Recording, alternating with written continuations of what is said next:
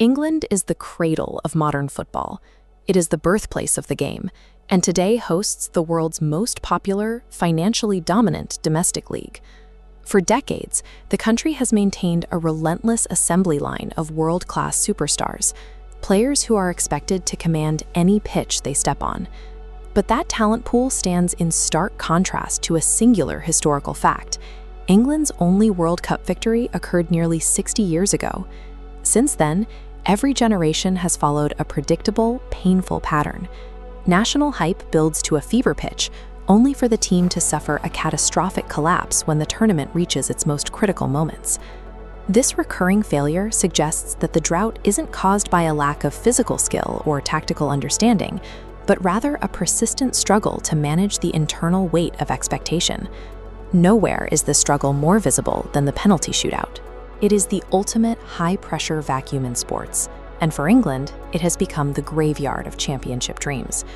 When the brain perceives extreme stakes, it triggers a massive surge of cortisol. In elite athletes, this chemical spike causes muscle tension that can override years of automated high-level muscle memory, a phenomenon known as the choke response. In England's case, this biological reaction is intensified by the crushing weight of domestic media scrutiny and the hopes of millions. This external noise turns a physical task into a mental battle against the fear of failure. This localized anxiety often reshapes England's broader tournament strategy. In high-leverage knockout games, the squad frequently retreats into a conservative, safety-first mindset, playing to avoid a mistake rather than playing to win. Under peak stress, even elite physical talent is compromised if the mind loses its ability to cleanly translate intent into action. Rival nations like France and Spain draw from a similar well of world-class talent, but their results suggest a vastly different psychological framework. France has successfully insulated its national team from the surrounding media hysteria. They prioritize a clinical, process-driven culture, where players are encouraged to perform with emotional detachment and clarity. Spain uses a specific tactical identity as a psychological anchor. By obsessively controlling possession, they dictate the tempo of the game, using the ball as a tool to maintain their own composure while exhausting the opponent's nerves. These nations treat high-stakes knockout matches as tactical puzzles to be solved with precision. To them, the pressure is a variable to be managed, not a historical weight to be endured.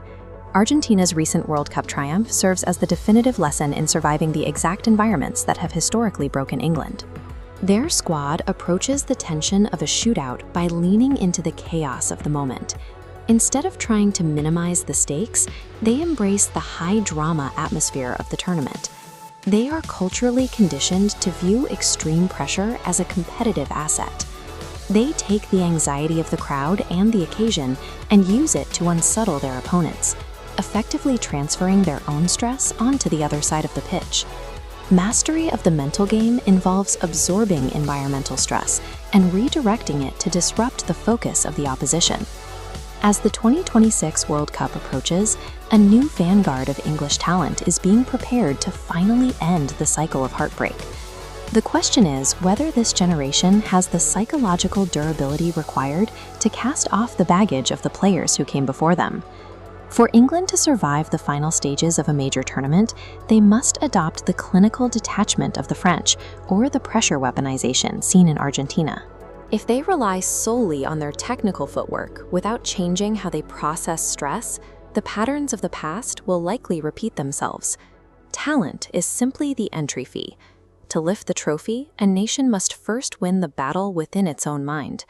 Until England bridges this psychological gap, the triumph of 1966 will continue to cast a long, lonely shadow.